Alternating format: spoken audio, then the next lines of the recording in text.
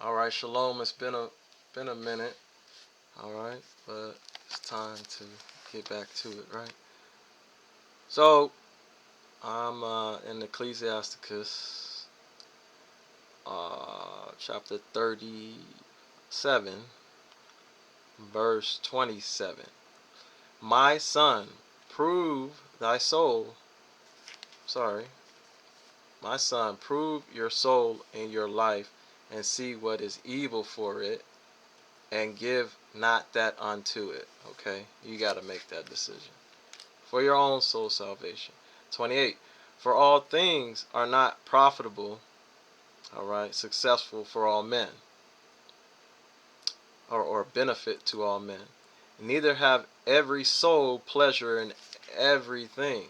Okay, so understand. Okay, not every soul has pleasure in everything. Okay, so but what I'm going to talk about is a man should have a decision to decide um, what he wants to do. And we all have that decision.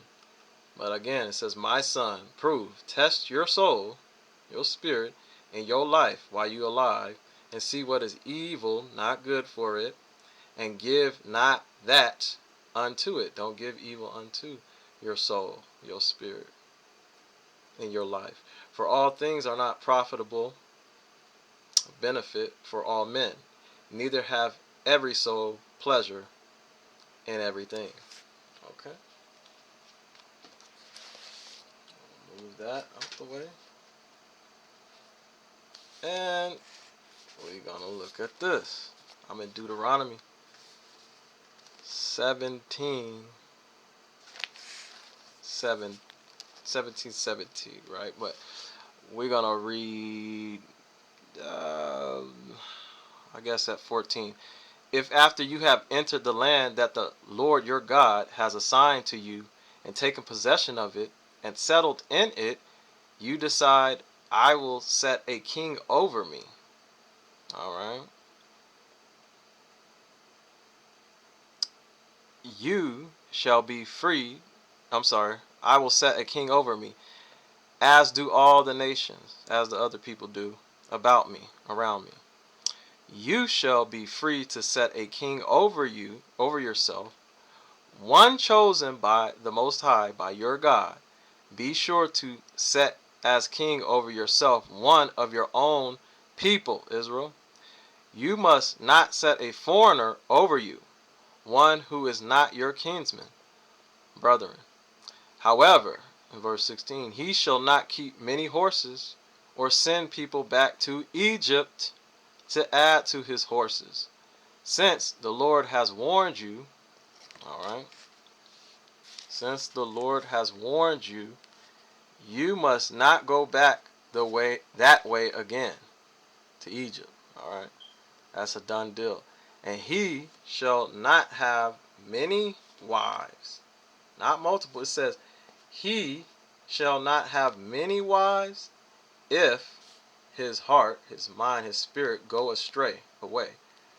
And nor shall he amass silver and gold to excess. All right. And I'll continue at 18. When he is seated on his royal throne, he shall have a copy of this teaching written for him on a scroll by the Levitical priests. Let it remain with him, and let him read in it all his life, so that he may learn to revere, respect, to honor the Most High, his Elohim, to observe faithfully every word, no, some words, every word of this teaching, as well as these laws, commands. All right, so this is in the Tanakh, right? The JPS Hebrew English Tanakh. All right. Now,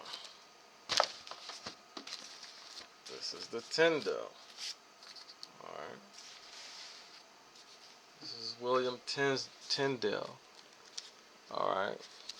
Let me go to chapter 17. And this is 17.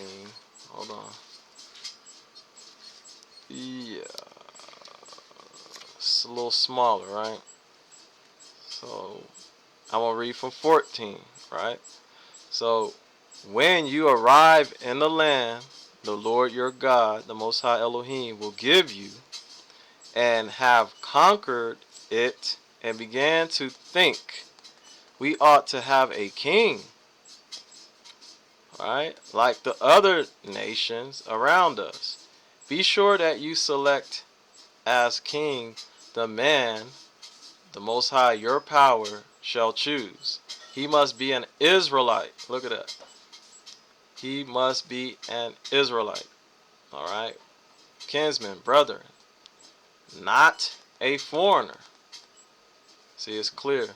Be sure that he doesn't build up a large stable of horses for himself, nor send his men to Egypt to raise horses for him there in that land. For the Most High has told you, never, Israel, but you will never return, go back to Egypt again. Alright, some people are trying. 17. He must not have too many wives. It didn't say multiple. It says he must not have too many wives, if his heart, his mind, be turned, or spirit turned away from the Most High, his Creator. Neither shall he be excessively rich. Okay? So, those are the differences. And I'll continue. And when, hold on one moment. Okay, I was getting a call. And when he has been crowned, and one moment, I gotta move all this stuff. I'm left-handed. And when he has been crowned and sits upon his throne as king, then he must copy these laws from the book kept by the Levite priests, the scroll. And that copy of the laws shall be his constant companion. He must read from it every day of his life, so that he will learn to respect the Most High, his power, by obeying all his commands, laws. This regular reading of the Most High's laws or commandments will prevent him from feeling that he is better than his fellow citizens. It will also prevent him from turning away from the Most High's laws, the king, in the slightest respect, and will ensure his having a long, good rulership, or reign, right? His sons will then follow him upon the throne. Alright. Okay.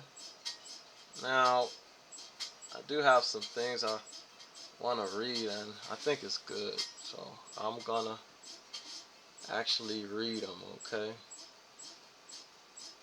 Some people's, I pulled up, what is it, Reddit?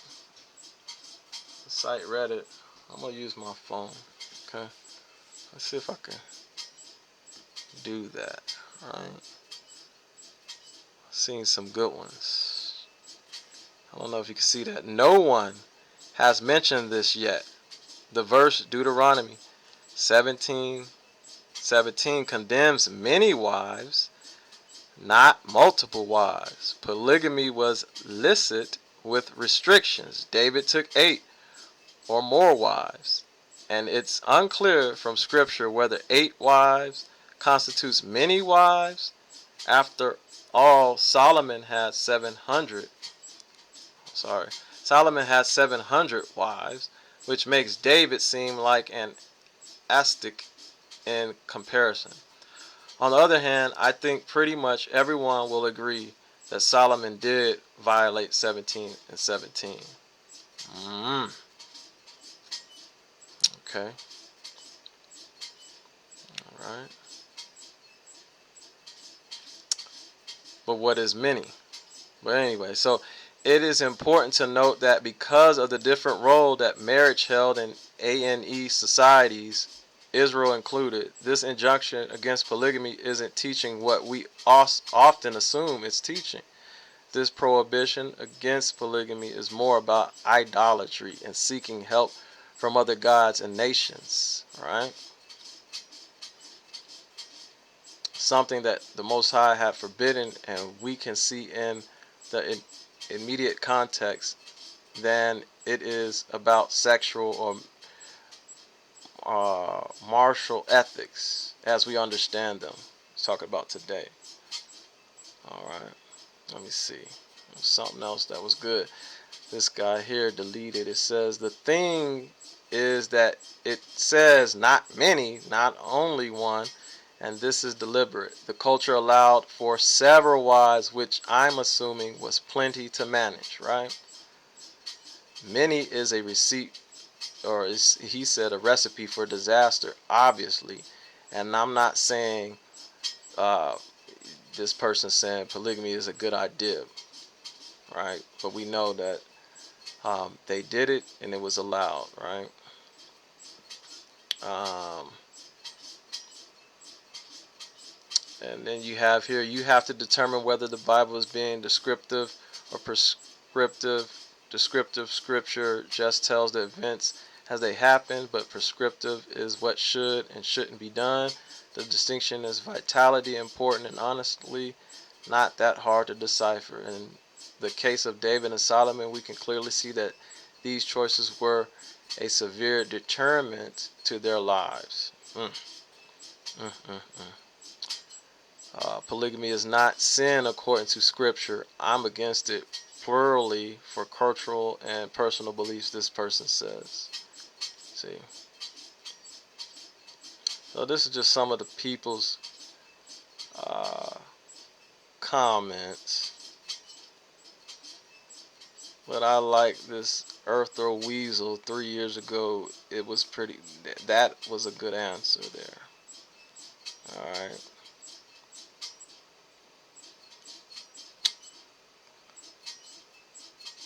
So I thought that was good.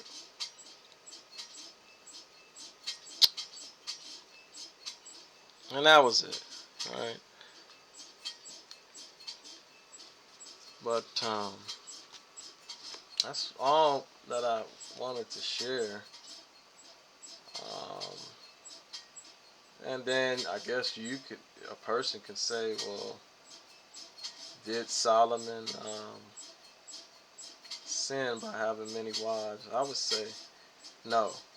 We all know it was because he made temples to uh, the gods of those foreign wives. That's what he should not have done, right? So I think that was all that I had.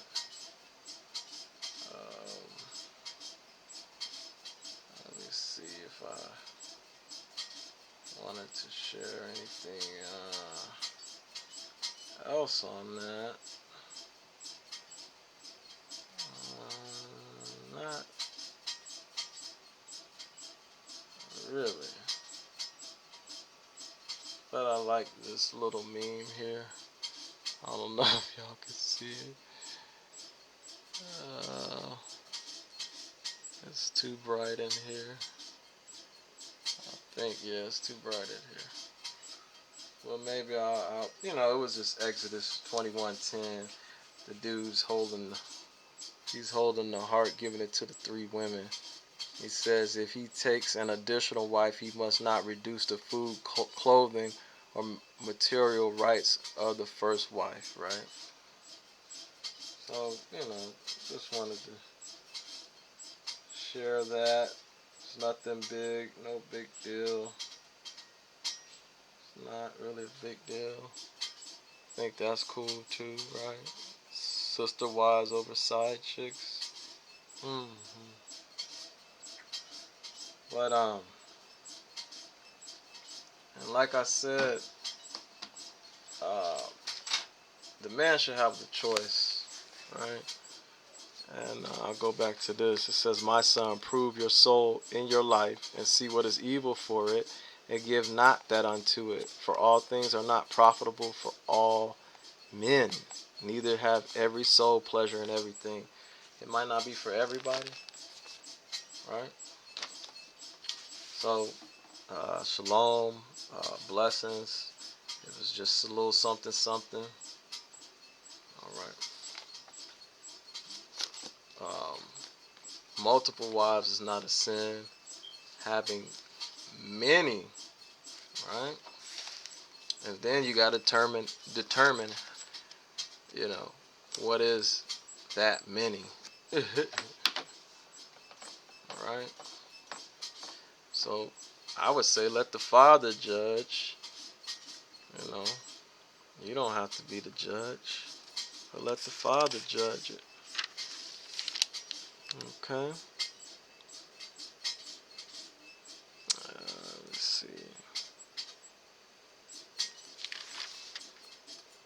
It was something that I was looking at, but I want this to be short. But I'll read this too. All right. Let's see if I can get this in there. It's hard. It's probably hard to see. Let's see. It says, "When you arrive in the promised land, you must be very careful if you be corrupted by the horrible customs, traditions of the nations now living there. For example, an Israelite who presents his child to be burned to death as a sacrifice to a heathen god must be killed. He must be what? Killed. No Israelite may practice black magic or call on the evil spirits for aid, or be a fortune teller, or be a serpent charmer, medium, or wizard, or forth call forth, let's see, the spirits of the dead." All right. Anyone doing these things is an object of horror and disgust to the Most High. And it is because the nations do these things, they sacrifice, that the Lord your God will displace them. For those things, the Most High is going to displace them. You must walk blamelessly innocent before the Most High your power. The nations you replace all do these evil things, Israel, but the Most High your power will not allow you to do such things. Instead, it's because you're set apart. Instead, he will raise up for you a prophet like me, Yeshaya, an Israelite from Judah, from the tribe of Judah, a man to whom you must listen and whom you must obey. All right, you have to. For this is what you yourselves begged of the Most High at Mount Horeb, said Moses. There at the foot of the mountain you begged that you might not have to listen to the terrifying voice of the Most High, your Creator, or see the awesome fire on the mountain if you die. All right, the Most High said to me, I will do as they have asked. I will raise up from among them a prophet, an Israelite like you, Moshe. I will tell him what to say, and he shall be my spokesman to the people. I will personally deal with anyone, says the Most High, who will not listen to him, Yeshaya, the Word, Christ, and heed his messages from me. But any prophet who falsely, that means lies, and claims that his message is from me, shall die. See, these false prophets are going to start dying. And any prophet who claims to give a message from other gods must die. They have to die. And if you wonder how shall we know whether the prophecy is from the Most High or not, this is the way to know. If the thing he prophesies, speaks, doesn't happen, it is not the Most High who has given him the message. He has made it up himself by using his own words. But we supposed to use the word. And who is the word? Christ, Yasha. You have nothing to fear from him, says the Most High. Right? That speaks falsely. But the one that's speaking what the book say, Yeshaya's word, you better fear him. Alright? Because the Most High sent him. Alright, shalom. Blessings. Be fruitful and multiply.